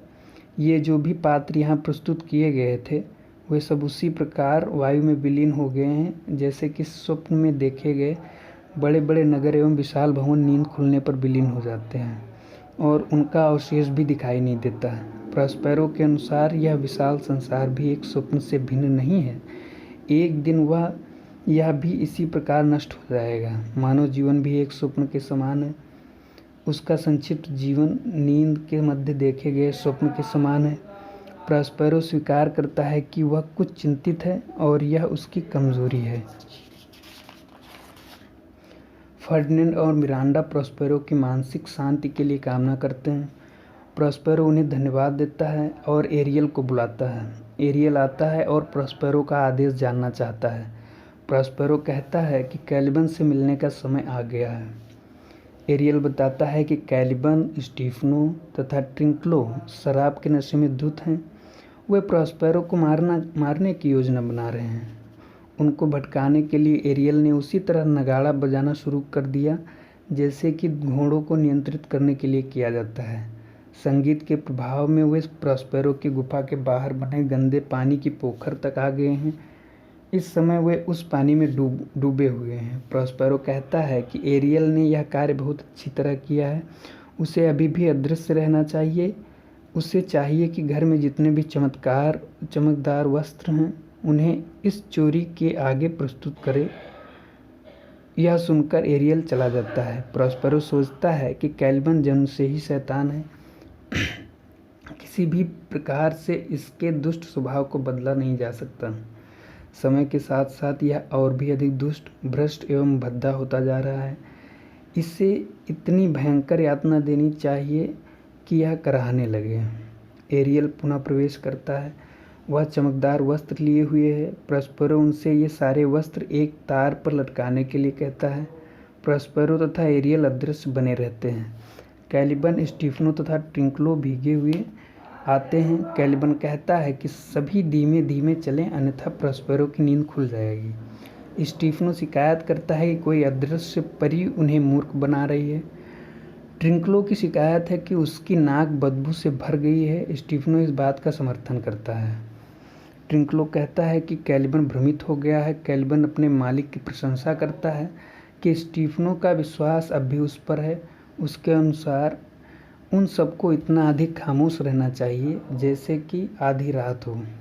ट्रिंक्लो को अफसोस है कि उसकी शराब की बोतलें पोखर के पानी में डूब गई हैं। स्टीफनो कहता है कि उनका अपमान ही नहीं हुआ है बल्कि नुकसान भी हुआ है। ट्रिंक्लो कहता है कि वे भीगे हुए हैं और अभी भी भ्रमित हैं। स्टीफनो चाहता है कि शराब की बोतलें पोखर में खोजी जाएं। कैलिबन कहता है कि वे गुफा के द्वार पर आ गए हैं, इसलिए खामोश रहें। अगर उन्होंने यह कार्य सफलतापूर्वक कर लिया तो वे हमेशा के लिए यहाँ के स्वामी हो जाएंगे और कैलिबन अपने स्वामी के तलवे चाटने के लिए तैयार है। स्टीफनो कहता है कि उसे कैलिबन का सहयोग चाहिए। इस समय उसका दिमाग हिंसक विचारों से भर गया है। ट्रिंक्लो राजा स्टीफनो से कहता है कि वह ध्यान दे कि तार पर किस प्रकार राजसी वस्त्र लटके हुए हैं। कैलिबन सलाह देता है कि वे लोग उस ओर ध्यान न दें, वे वस्त्र मूल्यहीन हैं। किंतु ट्रिंक्लो कैलिबन को यह कहकर फटकारता है कि उसे अच्छे वस्त्रों का महत्व नहीं पता है। स्टीफनो एवं ट्रिंक्लो अपने लिए सुंदर सुंदर वस्त्र लेने लगते हैं। कैलिबन की चेतावनी उन पर असर नहीं लाती है। कैलिबन बार बार कहता है कि पहले प्रॉस्पेरो की हत्या कर देनी चाहिए। अगर प्रॉस्पेरो जग गया तो वह उन सबकी खाल में इतने घाव करवा देगा कि वे अपने आप को नहीं पहचान पाएंगे। स्टीफनो कैलिबन को शांत रहने के लिए कहता है और अपने लिए एक जैकेट पसंद करता है। इसी प्रकार ट्रिंक्लो भी कपड़े पसंद करता है। वे दोनों सोचते हैं कि इस टापू का राजा बनने के बाद वे कौन से कपड़े पहनेंगे। ट्रिंक्लो कैलिबन से कहता है कि वह इन कपड़ों का बोझा उठाए। कैलिबन कहता है कि वह यह कहना नहीं मानेगा। अगर उन्होंने इसी प्रकार कुछ और समय बर्बाद किया तो प्रॉस्पेरो अपने जादू के जोर से उन सबको बंदर बना देगा। किंतु स्टीफनो कैलिबन को आदेश का पालन करने के लिए कहता है। शिकारियों का शोर सुनाई देता है। विभिन्न कुत्तों एवं भेड़ियों की आकृतियों में आत्माएं प्रवेश करती हैं। जो स्टीफनो, ट्रिंकलो तथा कैलिबन पर झपटती हैं। एरियल तथा प्रॉस्पेरो उनके द्वारा इस सभी को दंड देते हैं। वे कहते हैं कि इन तीनों के शरीर को दर्द से भर दिया जाए। प्रॉस्पेरो कहता है कि अब वह जल्दी ही एरियल को स्वतंत्र कर देगा। उससे पहले एक बहुत छोटी सी सेवा उसे और करनी चाहिए। एक्ट 5 सीन फर्स्ट में आप सबका स्वागत है। प्रॉस्पेरो की गुफा के बाहर अपने जादुई लबादे में प्रॉस्पेरो एरियल के साथ मौजूद है। प्रॉस्पेरो कहता है कि उसकी योजना सफल हुई है, उसका जादू कार्य कर रहा है और उसकी जादुई शक्तियाँ उसके अधीन हैं। पूछने पर एरियल बताता है कि 6 बजे हैं। वह पूछता है कि प्रॉस्पेरो का कार्य कितने बजे समाप्त होगा। प्रॉस्पेरो कहता है कि यह उसने तभी बता दिया था जब उसने तूफान लाने के लिए कहा था। वह जानना चाहता है कि राजा एलोंजो तथा अन्य कैसे हैं। एरियल बताता है कि प्रॉस्पेरो के आदेश के अनुसार उसने उन सभी को बंदी बना रखा है। वे हिल डुल भी नहीं सकते। राजा, उसका भाई तथा प्रॉस्पेरो का भाई विचित्र भ्रामक मनोदशा में शोक मना रहे हैं। सबसे अधिक दुखी गोंजलो है। उसके आंसू तो रुकने का नाम ही नहीं ले रहे हैं। जादू का इतना अधिक असर उन लोगों पर है कि यदि प्रॉस्पेरो उन्हें देख ले तो उसके हृदय में भी दया उत्पन्न हो जाएगी। प्रॉस्पेरो पूछता है कि क्या एरियल भी ऐसा सोचता है। एरियल कहता है कि यदि वह मानव होता तो अवश्य ही ऐसा सोचता। प्रॉस्पेरो स्वीकार करता है कि उसका हृदय ऐसा महसूस कर रहा है। एरियल, जो कि एक छाया मात्र है, यदि उसका हृदय पिघल सकता है तो प्रॉस्पेरो तो मानव है। यह सही है कि इन लोगों ने अपने दुष्ट कार्यों से उसका हृदय बहुत दुखाया है और उसे कष्ट दिया है, किंतु अब यदि उन्हें अपने किए पर पछतावा हो रहा है तो वह अपनी बदला लेने की भावना को वो यहीं विराम देगा। बदला लेने से अधिक शक्ति क्षमा करने में है। क्षमा का भाव मनुष्य को श्रेष्ठ बनाता है। प्रॉस्पेरो एरियल को आदेश देता है कि उन सभी को मुक्त कर दिया जाए। जादू का प्रभाव समाप्त करके वह उन सभी को सामान्य अवस्था में चाहता है। एरियल विश्वास दिलाता है कि वह शीघ्र ही उन सबको लेकर आएगा। प्रॉस्पेरो प्रकृति के विभिन्न वस्तुओं को संबोधित करता है जिनके ऊपर परियां एवं चांदनी विचरण करते रहते हैं, जहाँ पर हर प्रकार की प्राकृतिक संपदा है और चर्च की घंटियाँ आनंद उत्पन्न करती हैं। यह सच है कि वह अपने जादू के जोर से सूरज की रोशनी कम कर सकता है, तूफान ला सकता है एवं धरती व आकाश के मध्य युद्ध करा सकता है। उसने कड़कती हुई बिजली को आग दी है और बड़े बड़े वृक्षों को जला दिया है। बड़े बड़े ऊंचे वृक्षों को जड़ से उखाड़ दिया है। उसके आदेश पर कब्र खुल गई हैं और मुर्दे बाहर निकलकर नगरों में घूमने लगे हैं। किंतु अब वह इस जादू को त्याग देगा। अब तो उसे आध्यात्मिक शांति देने वाले दैवीय संगीत की आवश्यकता है। उसने फैसला कर लिया है कि वह अपनी जादू की छड़ी को तोड़ देगा और इसे जादू की पुस्तकों के साथ इतनी गहराई में गाड़ देगा कि फिर कोई इसे कभी बाहर न निकाल सकेगा। एरियल के साथ एलोंजो, गोंजलो, सेबेस्टियन तथा एंटोनियो अन्य के साथ प्रवेश करते हैं। वे प्रॉस्पेरो के द्वारा बनाए गए वृत्त में चल रहे हैं। वे अभी भी मंत्रमुग्ध हैं। यह देखकर प्रॉस्पेरो एक मंत्र पढ़ता है और इन सभी लोगों का मस्तिष्क भ्रममुक्त हो जाता है। वहाँ पर गोंजलो उपस्थित है, जिसके लिए प्रॉस्पेरो की आंखों में आंसू हैं। प्रॉस्पेरो संकेत करता है कि जादू उसी प्रकार समाप्त हो गया है जिस प्रकार प्रातः होते ही रात्रि अपने आप सिमट जाती है, वह अंधकार लुप्त हो जाता है। अब ये लोग सही प्रकार से सोच सकते हैं। वह गोंजलो को बुलाता है जिसने कि विपरीत काल में उसके जीवन की रक्षा की थी। प्रॉस्पेरो आश्वासन देता है कि गोंजलो को उचित पुरस्कार दिया जाएगा। यह सही है कि एलोंजो ने उसे तथा उसकी पुत्री मिरांडा को बहुत कष्ट दिया था। प्रॉस्पेरो का भाई सेबेस्टियन इस पूरे संयंत्र का नेता था, अतः उन सबको दंड दिया गया है। प्रॉस्पेरो सबसे अधिक अपने भाई सेबेस्टियन को कोसता है। वह बताता है कि महत्वाकांक्षा के कारण इसने अपने मानवीय स्वभाव को त्याग दिया था। प्रॉस्पेरो यह भी बताता है कि सेबेस्टियन तथा एंटोनियो मिलकर राजा एलोंजो की हत्या करना चाहते थे, फिर भी प्रॉस्पेरो उन्हें क्षमा करता है। उसे आशा है कि अब इनमें समझदारी बढ़ेगी। प्रॉस्पेरो कहता है कि उनमें से कोई भी न तो उसे देख सकता है और न ही पहचान सकता है। वह एरियल से अपना टोप तथा तलवार मांग प्रोस्पेरो घोषणा करता है कि वह जिस प्रकार मिलान में रहता था उसी रूप में उनके सामने अभी प्रस्तुत होगा। वह एरियल को स्वतंत्र करने की भी घोषणा करता है। एरियल गीत गाता है और प्रोस्पेरो का लबादा पहनने में उसकी सहायता करता है। एरियल कहता है कि वह फूलों का रस पीता है और पशुओं के मध्य रहता है। वह तितलियों की भांति उड़ सकता है और फूलों के ऊपर मंडराता है। प्रोस्पेरो स्वीकार करता है कि उसे एरियल की कमी महसूस होगी, फिर भी वह उसे स्वतंत्र करता है, किंतु जाने से पहले उसे राजा का जहाज़ तट पर सही अवस्था में लाना होगा। सोते हुए नाविकों को जगाकर यहाँ प्रस्तुत करना होगा। एरियल कहता है कि वह यह कार्य तुरंत कर देगा। गोंजलो कहता है कि यह स्थान कष्ट और आश्चर्य से भरा हुआ है, इस पर किसी दैवीय शक्ति का शासन प्रतीत होता है। प्रोस्पेरो कहता है कि ये सब मिलान के उस ड्यूक को देख सकते हैं जिसके साथ अत्याचार हुआ था। वह वही प्रोस्पेरो है और उनसे बातें कर रहा है। वह उन सबको गले लगाता है और उनका स्वागत करता है। एलोंजो पूछता है कि वह वास्तव में प्रोस्पेरो है या कोई जादूगर उन्हें मूर्ख बना रहा है, किंतु उसके हृदय की धड़कन कह रही है कि वह जादूगर नहीं है और उस समय किसी प्रकार का कोई भ्रम नहीं है। वह स्वीकार करता है कि यह एक विचित्र कहानी है। वह राजगद्दी से त्यागपत्र देता है और प्रोस्पेरो से क्षमा मांगता है। यह कोई नहीं जानता कि प्रोस्पेरो यहाँ कैसे रह रहा है। प्रोस्पेरो कहता है कि सबसे पहले तो वह गोंजलो को गले लगाना चाहता है, जिसकी महानता अनंत है। गोंजलो कहता है कि वह अभी भी यह विश्वास नहीं कर पा रहा है कि यह सब कुछ सच है। प्रोस्पेरो उत्तर देता है कि इस टापू पर आने के बाद वे लोग इतने लंबे समय तक भ्रम में रहे हैं कि उन्हें वास्तविकता भी वास्तविक प्रतीत नहीं हो रही है। वह सभी मित्रों का स्वागत करता है और एंटोनियो तथा सेबेस्टियन से अलग से बात करता है। वह उनसे पूछता है कि क्या उनकी असलियत उजागर कर दी जाए, क्या उनकी गद्दारी सबको बता दी जाए।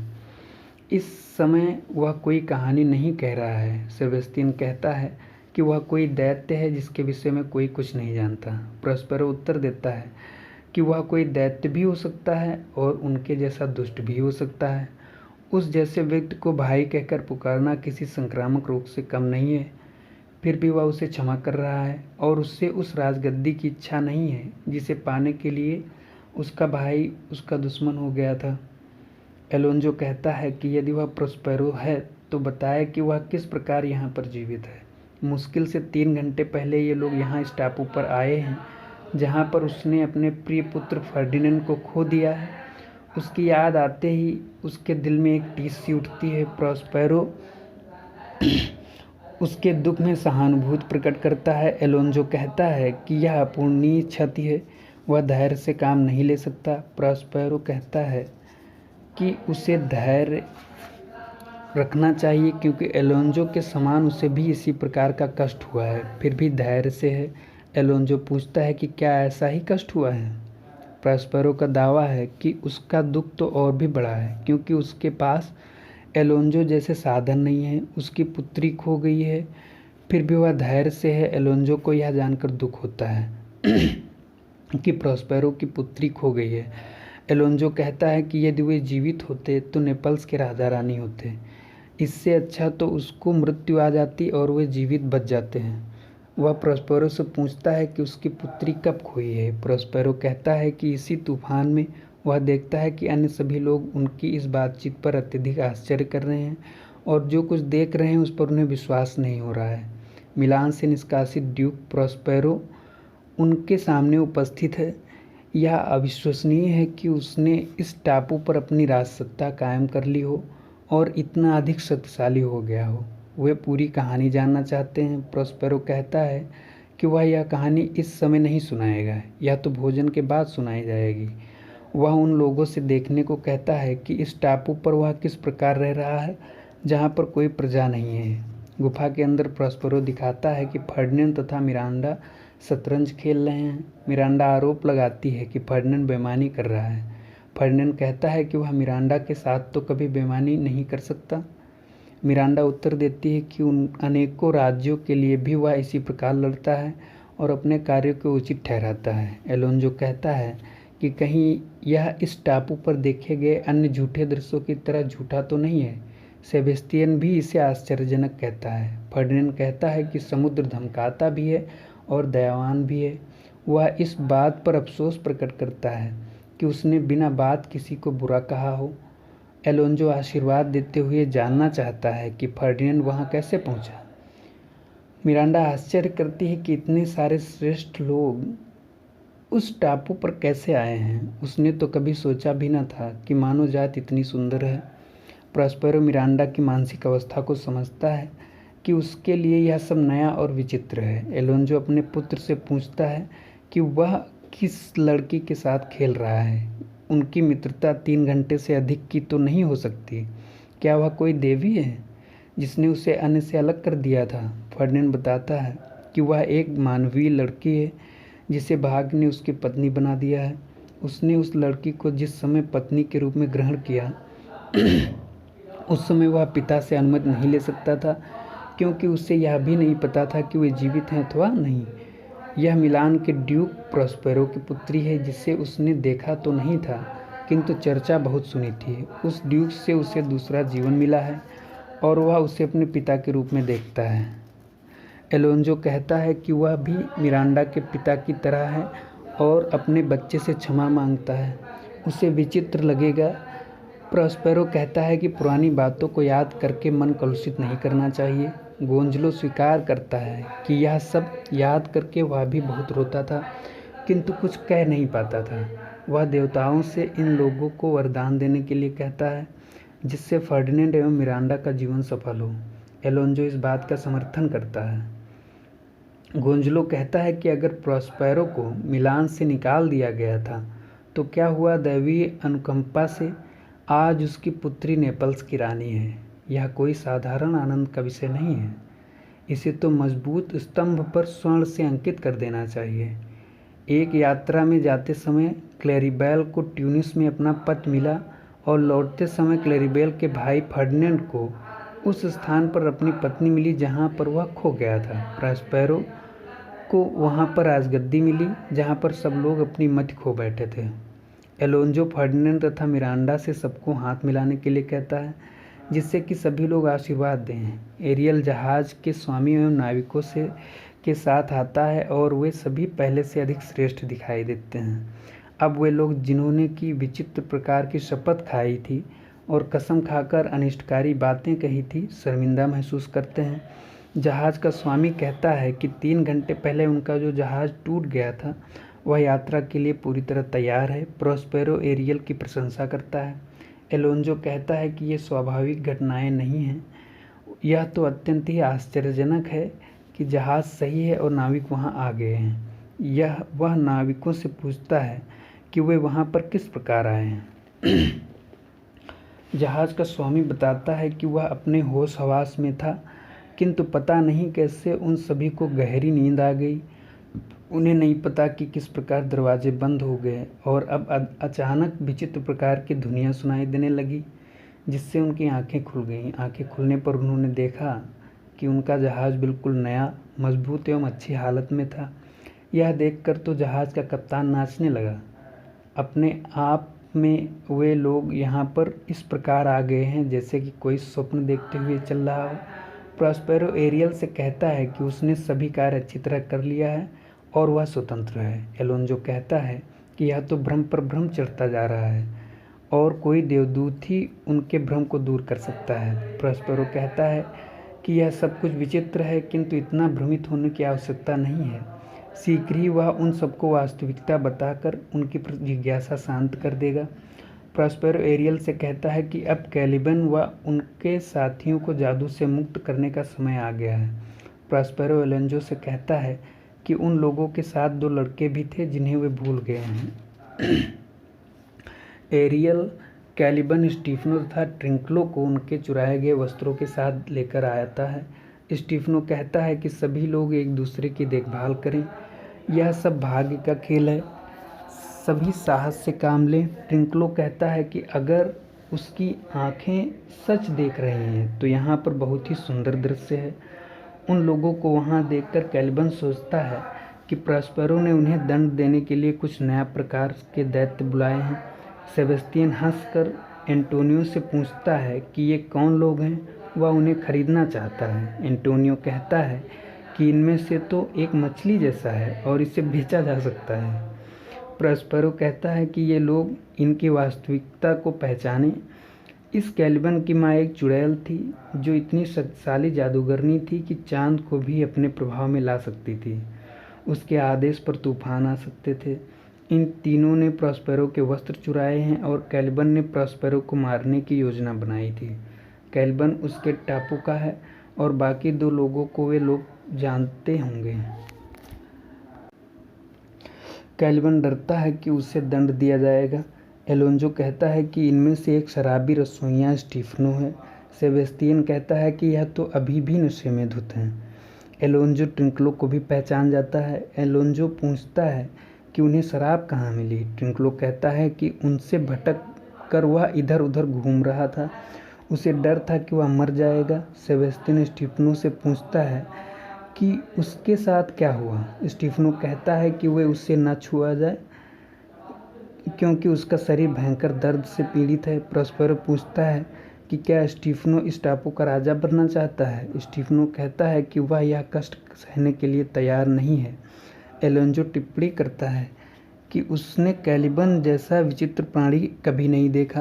प्रॉस्पेरो कहता है कि यह वास्तव में विचित्र है। प्रॉस्पेरो कहता है कि यदि वे वास्तव में क्षमा चाहते हैं तो जाकर उसकी गुफा की सफाई करें। कैलिबन कहता है कि वह सदैव उसका कहना मानेगा और बुद्धिमानी से काम लेगा। वह प्रॉस्पेरो से क्षमा मांगता है। अपनी मूर्खता में उसने एक शराबी को देवता समझ लिया। प्रॉस्पेरो उससे जाने के लिए कहता है। एलोंजो पूछता है कि उन्हें यह सामान कहाँ पर मिला। सेबेस्टियन बताता है कि उसने यह चुराया था। प्रॉस्पेरो सभी लोगों को गुफा में आमंत्रित करता है और एक रात रुकने के लिए निवेदन करता है। तभी वार्तालाप में वह उनकी सारी जिज्ञासा शांत करेगा कि वह किस प्रकार इस टापू पर आया, किस प्रकार उनका जहाज़ सही हालत में है। सुबह वह उनके साथ नेपल्स जाएगा तथा फर्डिनेंड मिरांडा के विवाह में सम्मिलित होगा। वहाँ से वह मिलान जाएगा जहाँ पर तीसरी सांस उसके जीवन का अंत कर देगी। एलोंजो प्रॉस्पेरो के जीवन की कहानी सुनना चाहता है जो विचित्र रूप से आनंददायक होगी। प्रॉस्पेरो सुनाने का आश्वासन देता है और यह भी आश्वासन देता है कि अब यात्रा में किसी प्रकार की कोई प्राकृतिक आपदा नहीं होगी। वह एरियल से कहता है कि इसकी जिम्मेदारी उसके ऊपर है और इस कार्य के बाद एरियल स्वतंत्र है। एपिलॉग दिया गया है इसमें। प्रॉस्पेरो उपसंहार प्रस्तुत करता है। वह बताता है कि उसने जादू त्याग दिया है और उसके पास अब जो भी शक्तियाँ हैं वे कमज़ोर हैं। अब वह नेपल्स जा रहा है क्योंकि अब उससे अपना राज्य वापस मिल गया है और उसने धोखेबाज को क्षमा कर दिया है। अब इस बंजर टापू पर उसके रुकने का कोई औचित्य नहीं है। वह अब सभी को आज़ाद करता है और उम्मीद करता है कि उनकी दुआ से वह जहाज़ सुरक्षित नेपल्स पहुँचे। अब वह चाहता है कि इन जादुई शक्तियों के स्थान पर वह प्रार्थना कर ईश्वर से अपनी गलतियों के लिए क्षमा मांगे और उसकी दया में विश्वास करे। वह दया का आकांक्षी है जो उसे उसके अपराधों से मुक्त करेगी।